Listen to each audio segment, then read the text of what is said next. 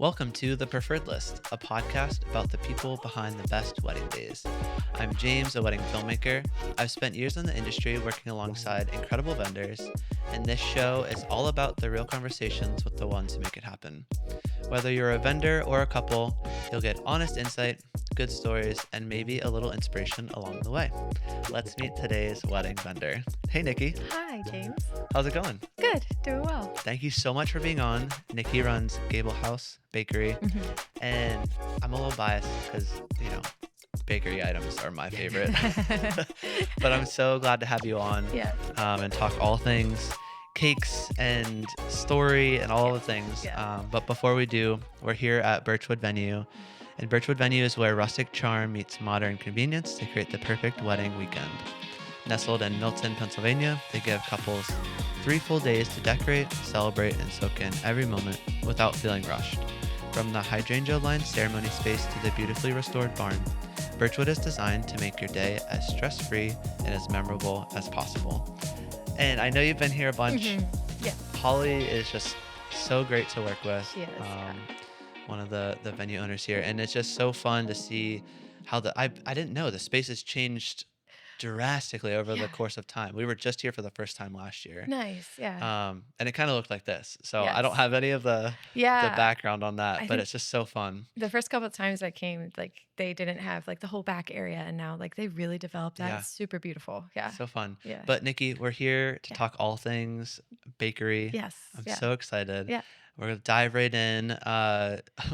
Where did all of this start? Where did Gable House come from? Yeah. Give me all of the details. Yeah, so I grew up in the home of a wedding cake artist is really the start. My mom did a 25-year wedding cake business from about the mid 80s to she took her last cake in 2012. At her peak, she was doing 5-ish wedding cakes a weekend during season, of course, pretty much by herself. She was a That's a one-woman show. lot of cakes. It's a lot of cakes. And when she was doing cakes, it was tiered cakes all the time. None of this dessert table nonsense that we have now. But You call that nonsense? yeah.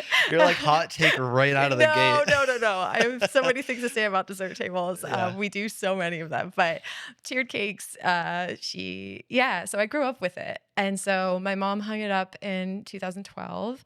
And then about 5 years later, I was really trying to figure out what I was going to do with my life. And it was well, mom can teach me to do this, I guess. So we kind of found a building in our downtown in Mifflinburg, and I started learning baking when we decided to open a bakery.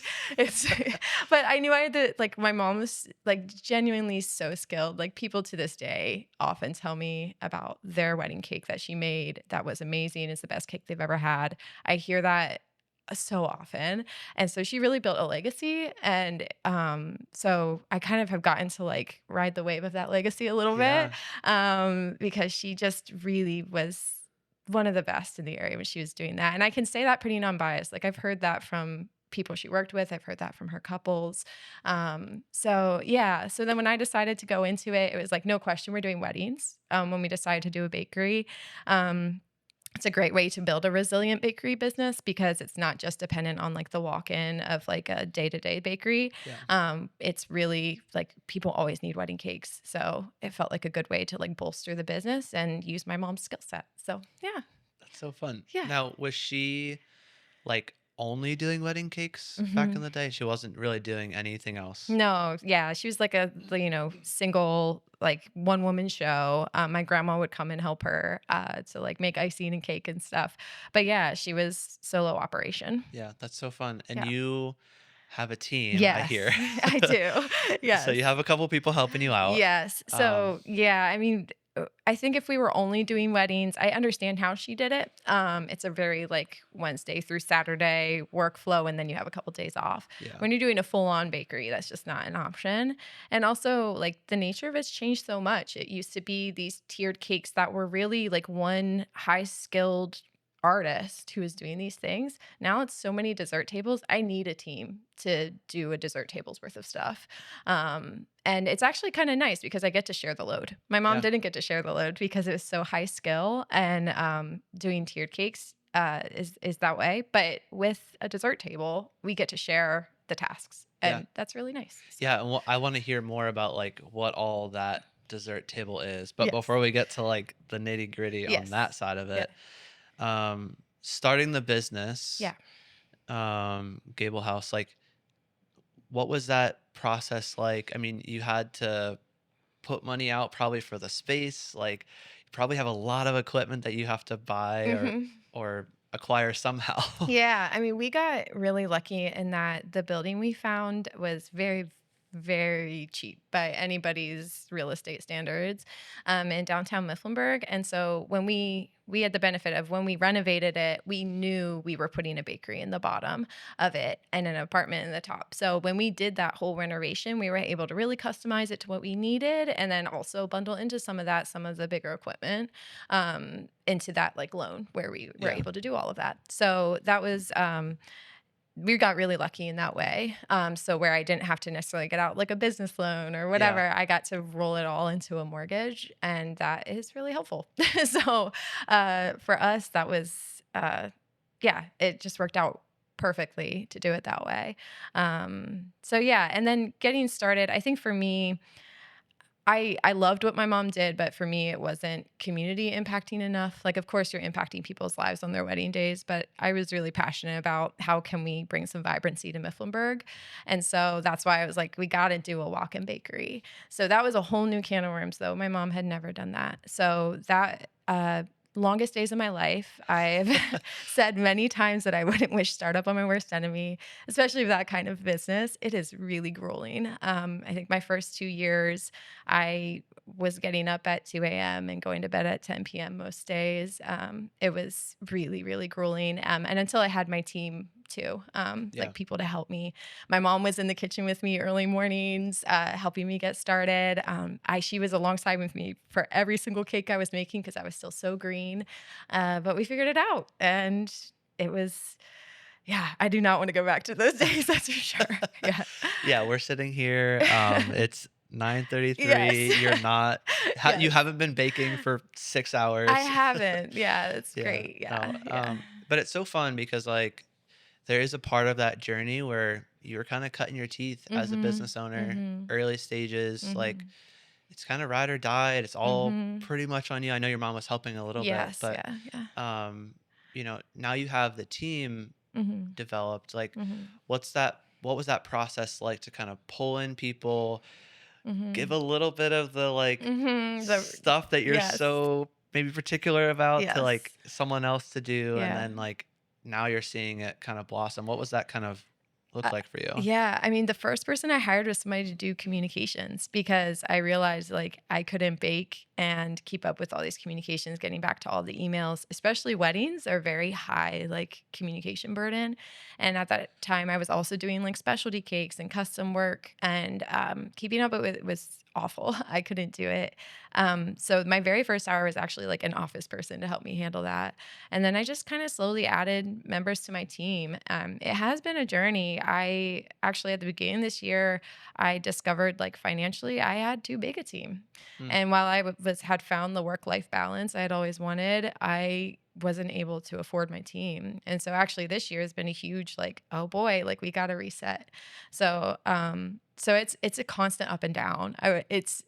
I think I was hoping once I built my team, it'd just be smooth sailing. yeah. But that's not really how it works. It's really been, a constant recalibrating and figuring out how to not just make great things, but make them efficiently.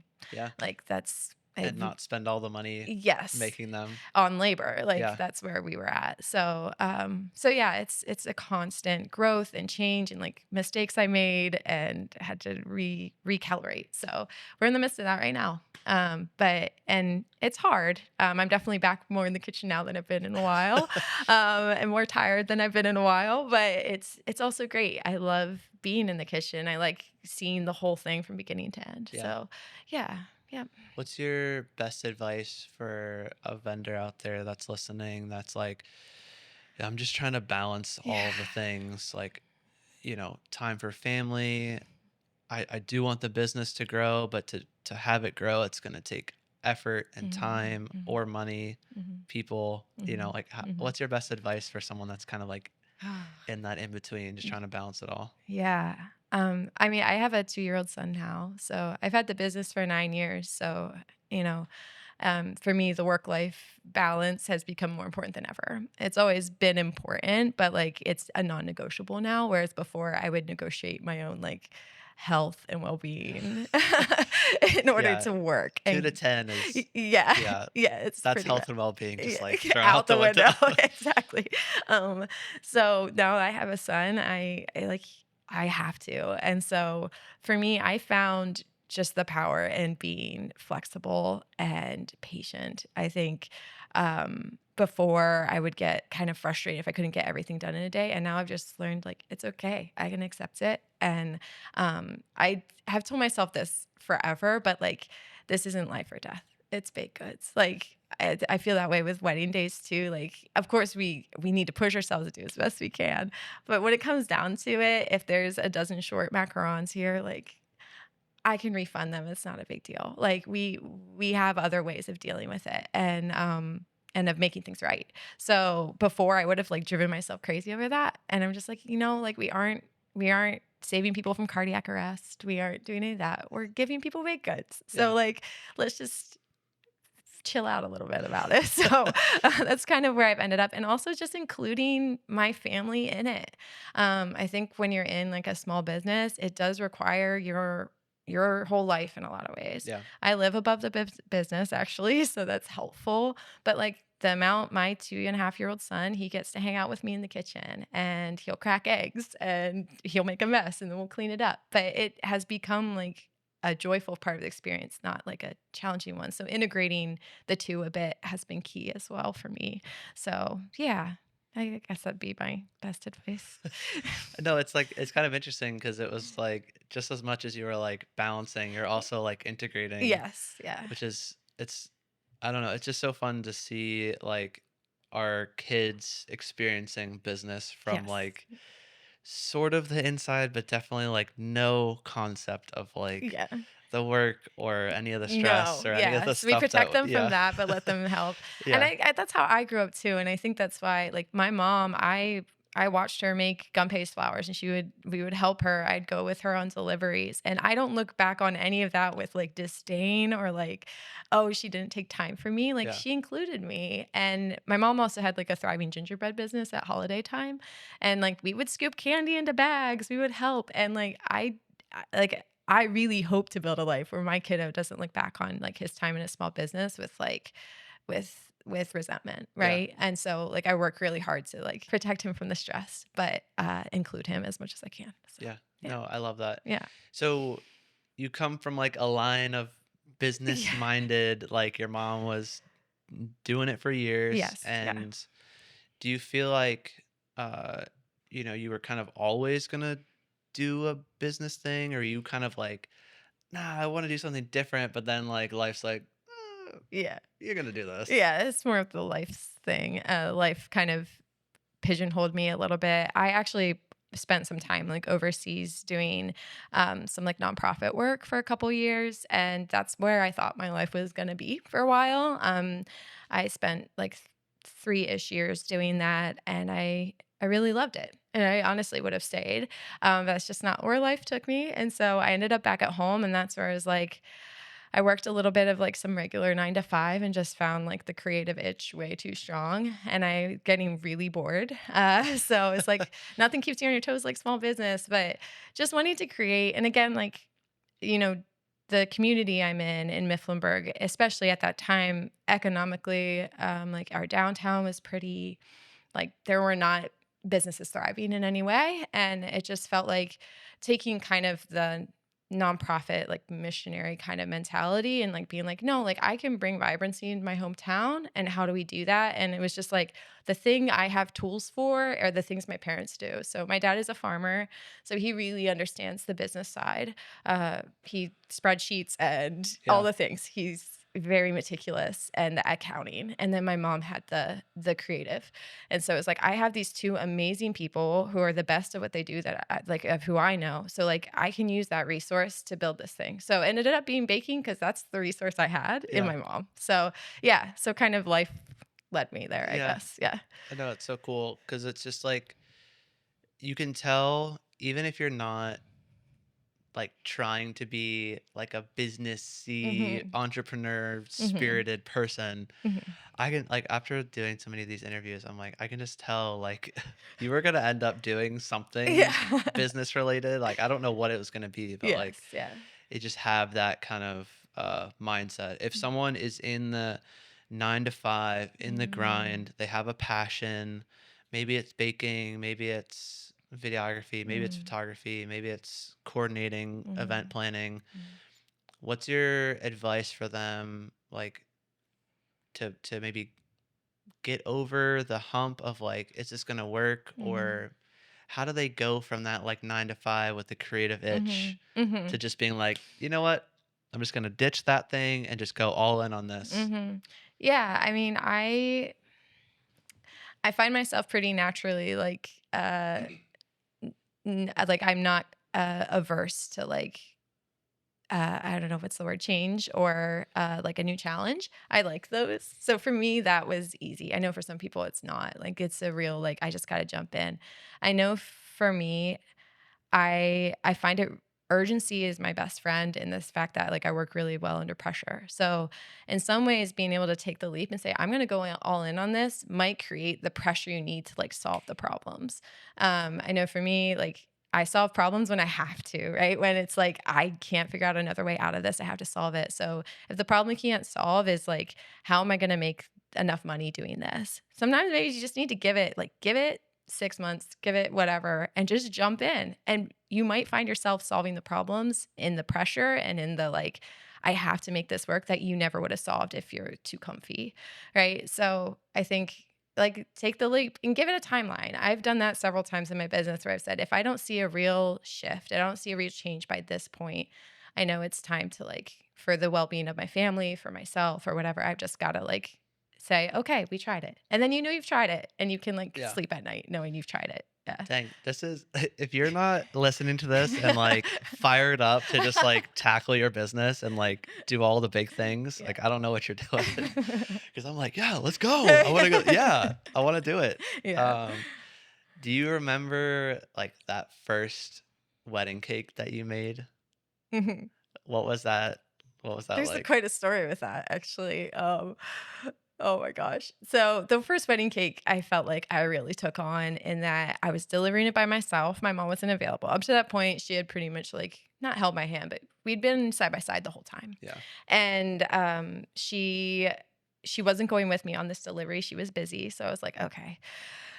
I can do this. And like we've gone over it a million times. I didn't even have a car that I could deliver wedding cakes in. Like I had like a truck. So I needed like to borrow her vehicle. I was like, we've done this a million times. I've been with her. I've driven the car with a multi-tier cake. I got this. So I'm driving down the road. I'm feeling really good. We had the whole thing piped and had flowers on it. And it was looking great sitting in the back of the car. And it was just, I was going 15 minutes down the road. I wasn't going far. I was like, I can do this. I hate where this is going.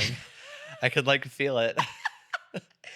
So I'm in my mom's car. I'm going, and somebody in front of me stops quicker than I anticipate. And I had a good following distance, which is one of the things for delivering a wedding cake. Keep a really good following distance because you Yeah, have it's like you're time. towing a camper. Yeah, it is like that. Yeah. Only like it's like a cake in the back of your car that might fall over. Yeah.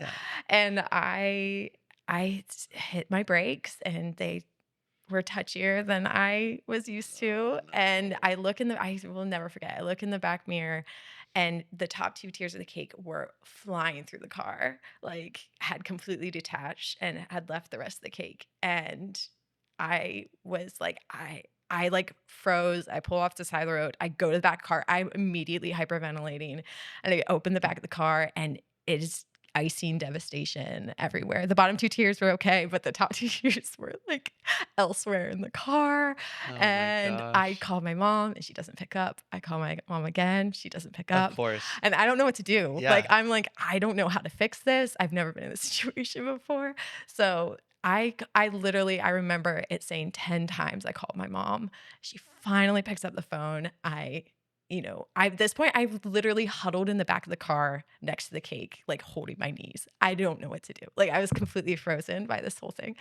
So I call her and she's like, okay, like take a deep breath, bring it back to the bakery. We'll fix it up. No big deal. And I was like, and at this point, timeline wise, people were going to arrive at the venue in about an hour after I was planning to be there. So I had some time. It's not like we're getting the cake there for cake cutting, right? Yeah. So it's like we have a little time.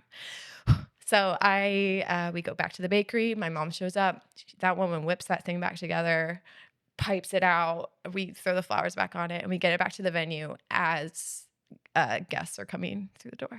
So, and ever since then, I have been very, very careful in how I structure my cakes and everything. I learned a ton from that experience, but that was my first wedding delivery. Oh my Yeah. gosh. Oh You my God. started going and I was like, this cake is going to end up all over the car. I know it. Like I just can feel, and you're probably driving the car with cake still all over the place in Yes, the of car course. Yeah. with the new cake. With the new cake assembled, ready to go. Yeah. Yeah. Yeah. It Oh was my it gosh. was like traumatizing. Yeah. I would just be like reaching back and just grabbing icing and just like stress eating. Yes. Except our car would have dog hair all over it, so it probably wouldn't. Yeah, that probably wouldn't Yeah, work that out wouldn't very work. well. It probably couldn't deliver with our car. You probably couldn't deliver a wedding cake. Yeah. No, that's crazy. So, have cakes, how have they changed from, Mhm. well, I'm assuming that was like a 4-tier Yeah, it was. Yeah. big Yeah. cake. How have Yes. they changed from that point to Oh my now? word. So much. Well, the very first thing my mom and I noticed, and like she would comment on this, when we first I started in 2016 really doing weddings, and the naked cake thing was in. Like Mm, everybody wanted a naked cake. They wanted that like really lightly iced, kind of rustic vibe. And my mom came from like highly decorated cakes, gun paste flowers, vintage piping, like these masterpieces. And then everybody's coming to me for a wedding cake is saying, yeah, I like really like this naked cake style, which is like no icing and very little decor. And like for the first like 2 or 3 years, it was all very simple. Occasionally we would get that like wow factor cake, and I was really grateful. And like my mom would teach me gum paste flowers. It was great, but it was so rare. And then it shifted to dessert tables. And now I would say 80% of the weddings we do are dessert tables. Small cake, 1 or 2 tiers, and then like a variety of desserts for the guests to self-serve essentially. So yeah, it has massively shifted over the last like decade or so of So just weddings. to clarify for people that are listening, Yeah. um, the big tiers, Yes. big cakes, those were what would be cut up and served Yes. Yeah. once the cake cutting was done. Correct. Yeah. But now we have very, very small cake, which that's, I mean, we see that we had one big cake, I think, in the last like handful of weddings. Exactly. So many of them are just that small little thing. Yep. So like cupcakes and Yeah. cookies and dessert So, brownies. Like, yeah. is it just So like everything? yeah, so we for a while it was like cupcakes. I feel like cupcakes were the first breakout from cake that was like acceptable, and people were like, "Oh, this is actually easier. Yeah. So nobody has to cut the cake. Everybody can pick up their own. You can do multiple flavors. Cool." And then I feel like 5 years ago it became variety. It's kind of the Pittsburgh. I don't know if you're familiar with Yeah, Pittsburgh cookie table. I do. I know you're a baker and nothing against your cakes, but I do love a good Pittsburgh cookie No, table. 100%. So like there's just I- the So there's pizzelles, like the all so Yeah. many good So the thing cookies. cool about a Pittsburgh cookie table is that's really meant to be the family. It's like Yeah. Aunt Julie's bringing her raspberry thumbprints, and Mom is making her famous chocolate chip cookies, and it's like this collaborative, super cool thing. It's cool. Like I'm all about like family coming together and doing Yeah. something awesome on a wedding day. But I think that kind of has translated now for us. Our dessert tables they get to choose 4 kinds of desserts, up to 3 flavors of each kind, and it's everything from your cookies and things like that, but then tart bites, shooters, macarons, cheesecake bites, like the things that your aunt can't make, Yeah. right? So we do dessert tables like that. And so I developed for a while, people would come and say, I want a dessert table. Like, okay, what do you want? Let's build it by the dozen. Yeah. Let's figure this out. And people were so overwhelmed by that process of like, I need to make that many decisions. You have that many options. So I narrowed it down into a package, and that has been glorious, even from the consultation perspective of just like pick 4 kinds of desserts. We'll pick 3 flavors of each kind. What do you want for your little cake? And we're good. And they love that. It gives them just the right amount of variety, and like the I keep wanting to say customers, the guests, really. They're So- like in a roundabout way, you're kind of your customers. Yeah, they're our Yeah. customers, but the guests love it. They get lots of variety. Our dessert tables like factor in like 3 pieces per person, so it's a decent amount of dessert. So yeah, it's very popular. The So- way it's evolved. Yeah. Yeah. So are couples they're picking those 4 types, 3 flavors, Hmm. and then are you kind of giving them a framework? You said kind of like 3 per. Is that like Hmm. they're giving you like, hey, we have 150 people, and you're Hmm. like, this is probably how many Yeah. dessert pieces you need? Hmm. Yeah. So we tell them the 3 pieces per person because they're mini, like everything's on the small side. So some people will take 2, some people take 5 or 6. We find the more variety you offer somebody, the more things they take, right? If you offer them like 3 kinds of cupcakes, they're probably going to take 1 cupcake. If you offer them 12 kinds of desserts, they're going to take a couple. We normally say 3 pieces per person. So 100 guests, 300 pieces kind of thing. Yeah. Do you feel like, and I don't know how you feel about this, Mhm. uh, the like lack of maybe some creativity on the like decorating side? Like, Mhm. do you miss that? Yeah. I get really excited anytime somebody comes through the door and it's not a dessert table. It's just like we're doing a full cake and we're serving everybody with the cake. Like that is like a treat now, which is kind of nice because they are very labor intensive but it's like being given like a giant canvas when normally you're given like something this big. Yeah. So yeah, I do really enjoy it now. So yeah, it's a treat for sure. Yeah. Yeah. I'd have to imagine like because it's shifted. I don't we rarely see like big tall cakes. Yeah. Um I'd have to imagine it's so fun when you get that inquiry and they're like, "Yeah, we just want a big old cake." And you're like, Yes. "Yes, let's go." Yes. Yeah. Um so that's kind of like the decorating side. Yeah. Like you don't have to tell us your recipe.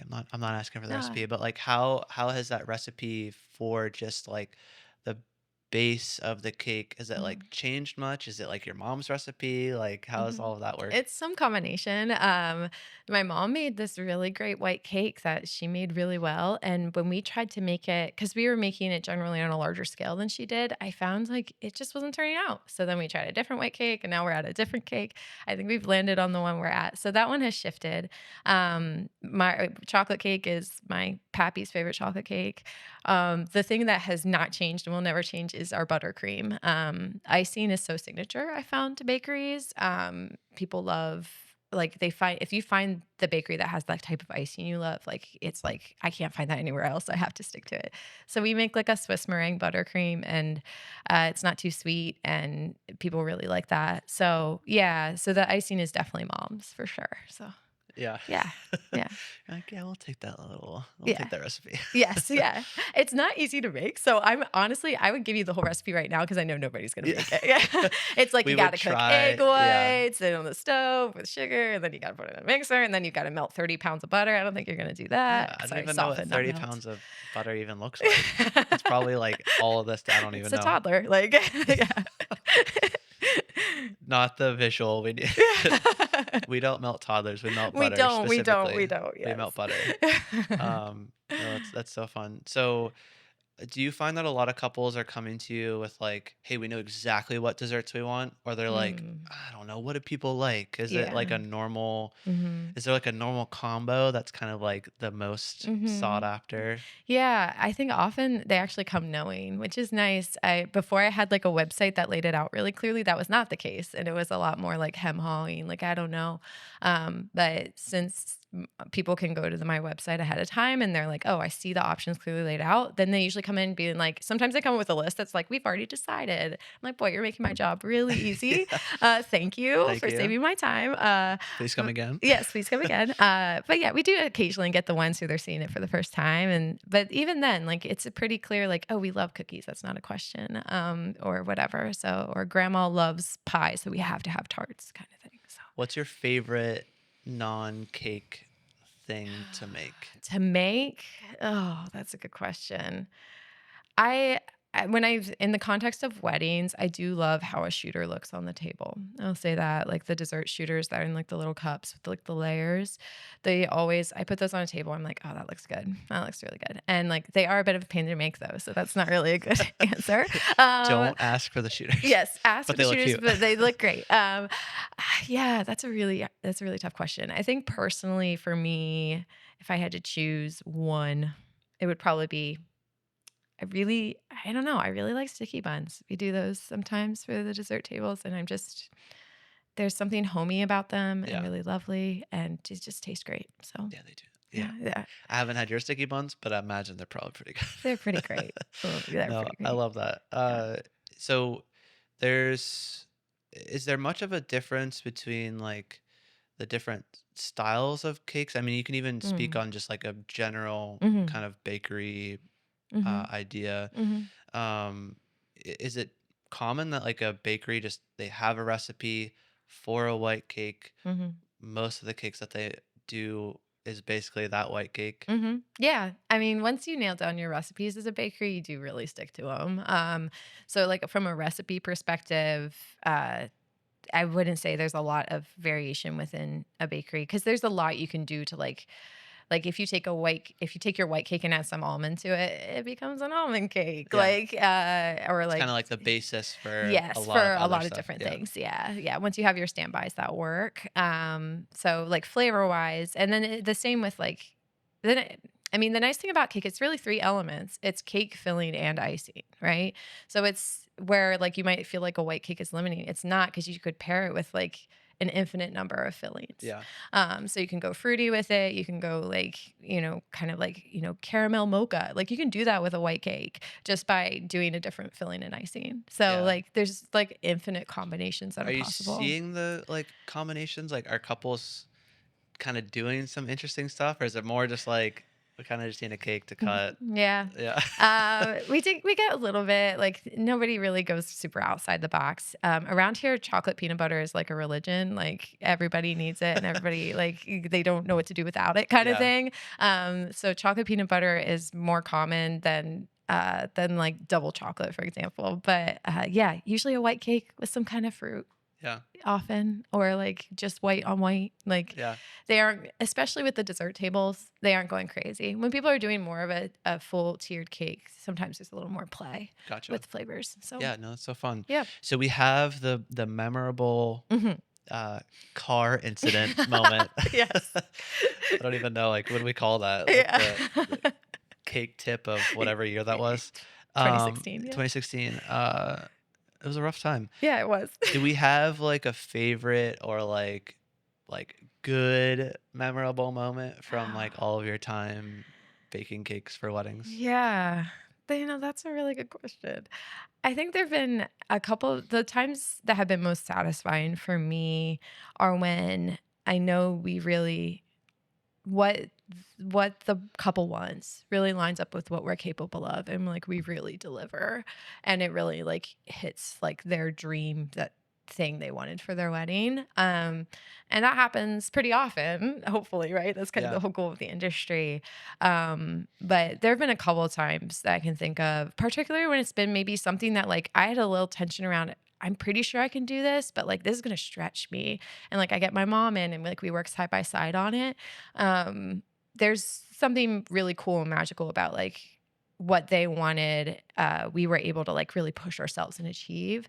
There was this one time last year we did this giant 5-tier cake, and 5 tiers weighs like 60, 70 pounds. Like it's huge. Like the bottom tier is like 18 inches, and Gosh. it was massive. It was serving like 300 people, and it was like the vintage piping style is coming back. I don't know if you've noticed that, but in cakes, like that kind of like old school style of piping. And I hadn't done a lot of that because it disappeared, but my mom has done a ton of it. And so she was able to really help me figure it out. And it ended up being just like breathtaking the way it all came together. And that was like a really, really great like achievement and moment to be a part of. So That sounds like a massive cake. it's massive. Like I can't, 60, 70 pounds of cake. yeah, like like the honestly the icing is it gets really heavy with the icing because the icing is like so butter heavy. Yeah. But yeah, it's yeah, Yeah, that's a lot of toddlers of butter. that's a lot of dollars of butter. Not that we're counting toddlers, we're counting butter, just to be clear. Do you have advice for couples that are like inundated with the options? I mean, because like Oh what you're yeah, saying with the white cake, you can do yes, all the things with it. yeah. Do you have advice for couples and like even like on the dessert table side of Hmm. things, like Hmm. maybe even like how do you decide between the tier cake, which is Hmm. I hear is like kind of making a little bit of a A comeback, little bit, yeah. versus like the The table dessert version? table, yeah. I, I mean, so when it comes to like picking I think the most important thing is like what speaks to you. If a giant tier cake speaks to you and you're like, I want a photo that looks like my mom's wedding photo and like of their cake cutting and they had a 4-tier cake and that's what I want, like find the thing that like makes the most meaning for you, I guess is what I would say.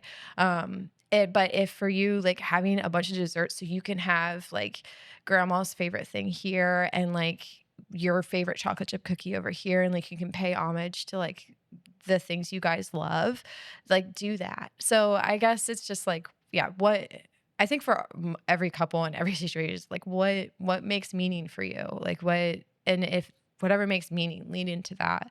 Because so many details in a wedding can just be like I'm checking a box, and I think the nice thing about desserts and cake is like they are so core to family. Is like dessert. Everybody's had dessert with their family, Yeah. so like how can you pull that into your day and make it meaningful? I've even done like people's family recipes when they've said Oh, like that's so my fun. yeah, like they if it's not on our list of stuff, like yeah, give us your grandma's recipe. I'd be happy to And then take a grandma's crack at it. tasting it in the corner. She's Yeah, like, it's just not the not, it's same. not the same. But yeah, like Luckily, you don't ever see that. yes, yeah. But yeah, dessert's a No, I'm just beautiful place joking. to make meaning. So I Yeah. guess I would encourage them in that direction. Yeah. I mean, it's a very specific advice to really look past, like, Mm, what do you remember mm, experiencing with your family? Like, mm. did she always make those cookies and they Yeah, were always chocolate chip and like that's meaningful? Then like do that. have some chocolate chip cookies. Yeah, Yeah. exactly. Mm, How far in advance should couples be considering like booking a bakery for their mhm, cake, or if it's mhm, a dessert table? Is there like mhm. a preferred timeline that you have? Yeah, I mean, cake, we aren't as like intense as some of the like obviously nail down your venue first, nail down some of those bigger things first. Um, I we are a bakery that has like pretty big capacity, so we can take people pretty last minute, but I find most bakeries, depending on their capacity, they're looking for probably like 9 months to a year heads up. They start booking up about then.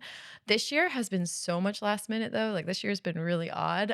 It's like we've had so many weddings this year that they're like, I had something else fall through. Are you available in 2 weeks?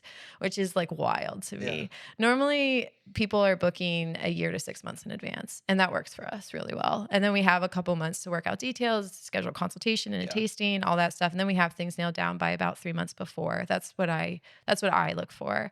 And then it's just fulfilling, getting payment, stuff Yeah. like that. So So in the ideal scenario, 6 to 12 months in yeah. advance, what's Hmm. that process look like? So they reach out Hmm. uh, on your website usually, and Yeah. like what's that process look like? Kind of getting Yeah. through the design and tasting and stuff. Yeah. So our flow is they reach out any way they reach out, usually email our website. We have like a consultation request form.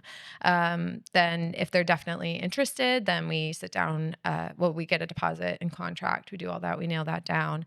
And then we have time to figure it out from there. So then it's really let's schedule a consultation when it works for you, when it works for us. Let's pick our cake tasting flavors and do all of that. And then I try to get that done definitely by 3 months out from their wedding, get their consultation nailed down. And then after their consultation, we send them an invoice and we tell them any changes, like we have deadlines for changes, things like that. So yeah, pretty straightforward. We try to make it easy. So Yeah, yeah. yeah, no, and it sounds fun with the website setup that you have, where they Yes. can kind of like, if they're doing the dessert table, Yes. they can Yeah. kind of get an idea of the things before Yes. Yeah. maybe reaching out, getting some of Yeah. those details. Yeah. Um, so obviously you're providing a service, Yeah.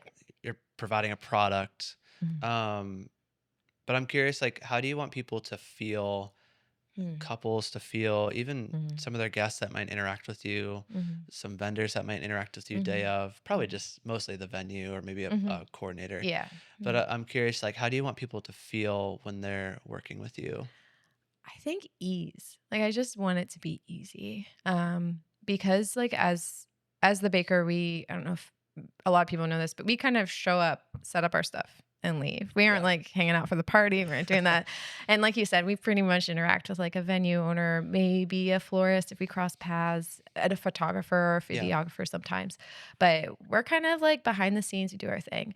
So I think for me, like I just always want to be the least hassle possible. When somebody sits down for their consultation, I want it to be really straightforward. I don't want them to feel like I have no idea what I'm getting into. We know they're not the expert. So, like, I have a pretty clear way of walking them through it. Let's make our choices.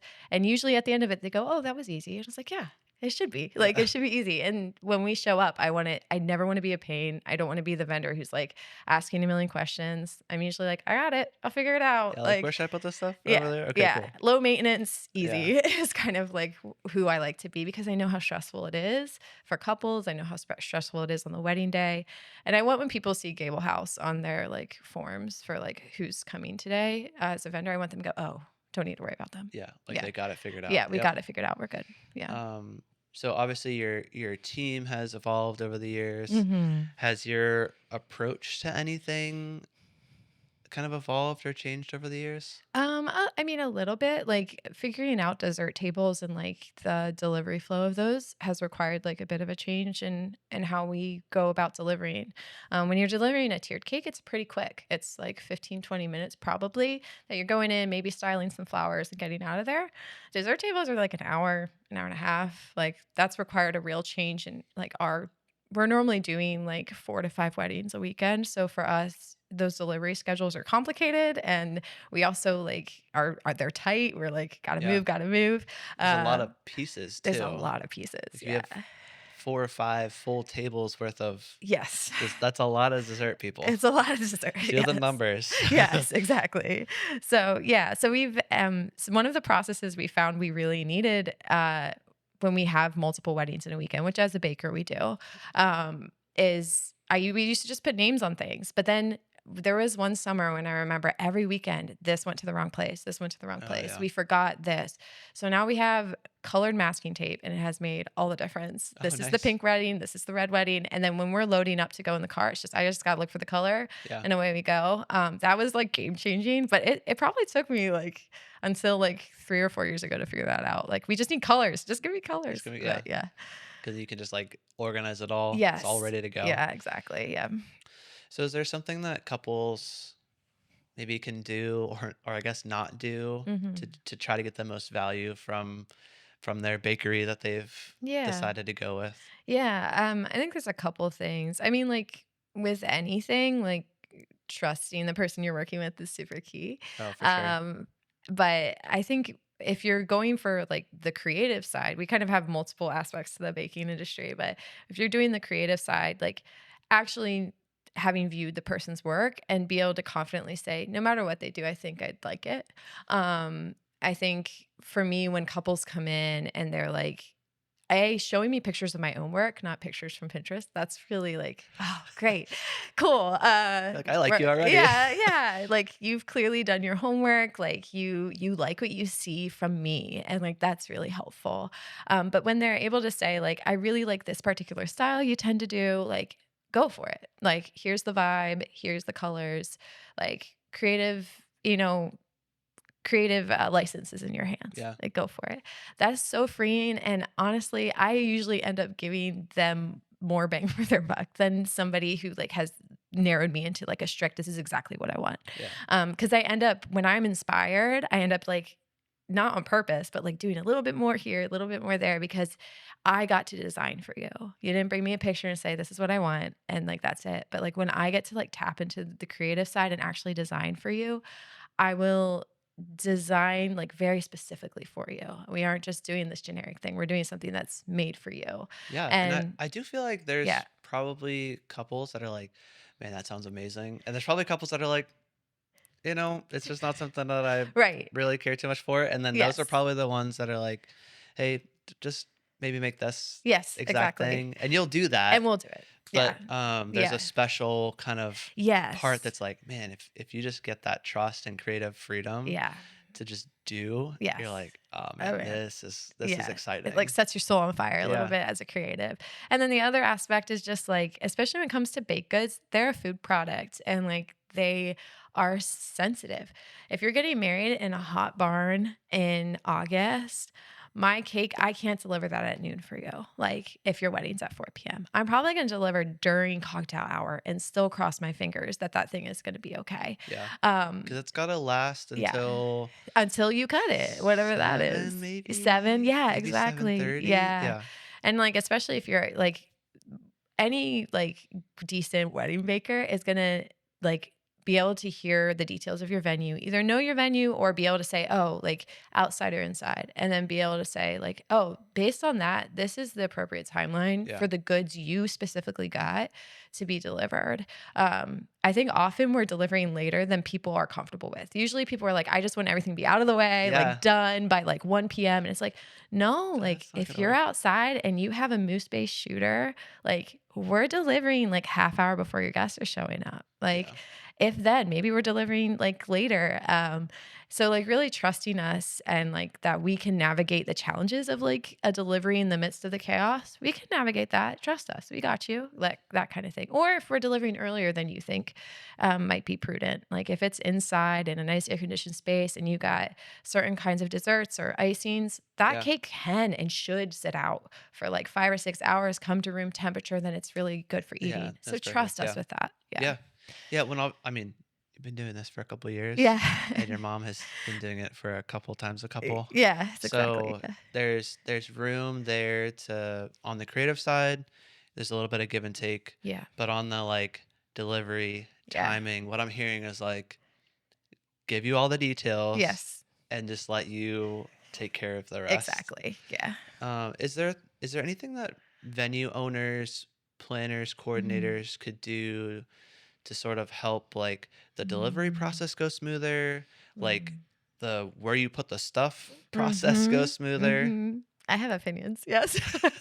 More hot takes. I don't get to express them very often, so I appreciate you asking. No, so in our area in particular, we have a lot of really lovely barn venues. Birchwood kind of being one. They're kind of like a hybrid barn type of venue. Yeah. Um, but I have delivered to a lot of barns that they put the desserts in the most stagnant corner of the room, where it tends to be hottest, where there's no airflow because they kind of want it. I think they want it out of the way. They Yeah. want it tucked around this corner. They don't want it in the way when people are walking. But it does not do the desserts any favors. It makes it really challenging, because if it's even like a couple degrees warmer and there's no airflow, like man, it can really degrade desserts quickly. And so for me, like especially when you're in an outdoor venue, that kind of thing, having the dessert sitting in place with some airflow would be great. And if you don't have the luxury of that, put some fans there, put some little like standing air conditioner, something, give us some airflow to help bring the temperature down a little bit. That would be wildly helpful. And also like being willing to offer fridge space. That is helpful. I have some venues I work with where I know I'm going to say, "Hey, can I pop this in the fridge?" and it's not a big deal. And I have others where I'm like, I know I can't really ask them because it's going to be too much of a hassle or whatever. So like being accommodating to the needs, especially as we have dessert tables and things like that, and Yeah. like being willing to work with a baker. How helpful is it, and maybe in what ways, if you know a venue has Mm, fridge space that you mhm, can access mhm. without the hassle? Yeah, it's so helpful. It like breaks open like it's really better best for the couple because like on a dessert table there's some things that are sensitive and some things that aren't. And if I can plate everything up and then hand this plate of eclairs that are filled with like pastry cream and ganache and are going to melt in this heat and go bad potentially, if I can hand that off to a coordinator and say, "Hey, just pull this out a little closer time and feel good about it." It's going to be better for the guests, it's going to be better for the Yeah. couple, it's going to be better for the experience overall. Because But the last when thing you need is a yes, dessert to be like subpar because of all the other because things and not the environment. dessert. Yes, And then exactly. someone eats the dessert and goes, Uh, Gable House? yeah, yeah, Yeah. exactly. So, yeah, when I know there's fridge space, it's really helpful. Yeah. Yeah. Is there a part of the process where like venues are expecting you to do a certain amount of the setup, or like how Mm. does that work? Not too much. I mean, it helps that like again, we're a pretty low maintenance vendor in general. I mean, we also provide a lot of our display dishes most of the time for like dessert table setups. So as long as there's a table there, I can make it work. So I've been pretty good about that. So it's we don't usually have too much of a problem with that. There have been times when I've taken a big cake somewhere and nobody else was arranged to cut it, and I'm not sticking around to cut it. So Yeah. I do have some of that where it's like, the guy doing the barbecue out back is like, I have to cut the I have cake. to get the yeah. And then I usually give him a quick tutorial. You're doing the slab cut, you're cutting it this way. Like, you'll be fine. Don't worry about it. But Yeah. like, It'll be good, but I'm not gonna do it. but I'm not sticking around. Yeah. So like, you can do it. Yeah. But yeah, I have a cake cutting guide I try to have for scenarios like that when I don't know who's cutting the cake. So Oh, that's so yeah. fun. So last, just like Yeah. top tip Mhm. for couples on the bakery side of things, if you could leave them with one thing to do, think about Mm. a mindset, a framework for them to have, what would that Mhm. be? Kind of like I said before, the dessert table or your desserts or your cake or whatever is a real place to inject some personality. Like, it just is. To be like, you know what, we love the outdoors. Our cake's gonna look like a tree stump. Or like we're my like I said with the dessert table, it's like really paying homage to people. It's a place to really build meaning and personality. You have somebody doing custom artwork for you. Where else in your wedding do you have somebody doing custom artwork for you? Like, yeah, like your florist, you're going to tell them colors, you're going to give them all that, you're going to give them a style. But we're talking like you can really inject like who you are, who your family is into that. And I see so many people just like, we're just supposed to check this box. Yeah. And it's an opportunity and to do that in a really special way. So I'd encourage you to consider it. That's Yeah. so fun. Yeah. Nikki, thank you Yeah. so much for being on. Yeah. I love desserts. So it's just so fun to talk all things Yes. baking, business, your business Mhm. mind, I can tell is just like, I feel like you need to write a book, like Yeah. business and baking or something. It's just like, I can tell it's all there. But I can see the homage that you've paid from your parents and like the stuff that Mhm. they've instilled in you. And it's so Mhm. fun to hear that journey. Where can people find and follow along with your work? Yeah, Facebook and Instagram at Gable House Bakes are two huge places. We also have a website. We also have an email newsletter if you want to hit that up. But yeah, that's social media. We definitely post there pretty often. So Yeah. So all of those links will be in the description. So if you want to click on that yeah. and see her work or reach out, go Mhm. ahead in that description Mhm. and get those links.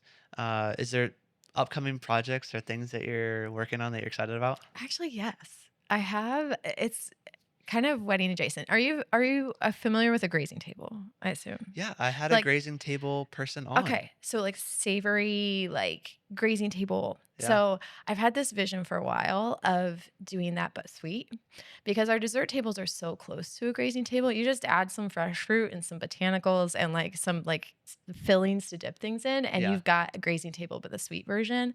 And I've wanted to try that forever. I haven't really seen anybody do that, so I'm like, maybe I'm doing something new. Pioneer it. You pioneer it. But this weekend, we're actually there's a florist actually I met through the wedding industry. Her and I are actually partners on a small venue. Like, it's not a wedding venue; it's like baby shower, bridal shower Yeah. venue.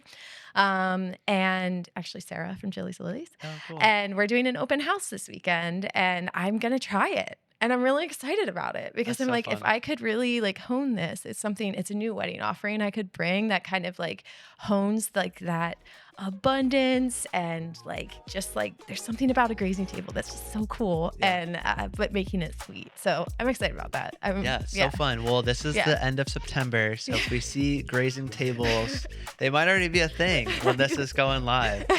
So it's so fun. I love hearing like the new things. Yeah. I can tell you're like jazzed about that. I am very excited. So I say go for it. Yeah, I say yeah. pioneer that. Yeah. It's so fun. Yeah. Well, Nikki, thank you so much for being on. thank Gable you. House Bakery. You Mhm. should definitely check them out. We appreciate you guys tuning in to this episode. I hope you guys enjoyed listening to Nikki's story and hearing all about the things that are going on at Gable House. And if you guys are watching on YouTube, make sure you're commenting, liking, subscribing, doing all the things. If you're listening on audio, leave us a review. Just let us know how you're liking the podcast and share it with all of your friends who love wedding things and sweets for this one. Yeah. So appreciate you guys tuning in. That's all for this episode. We'll catch you next time on the Preferred List.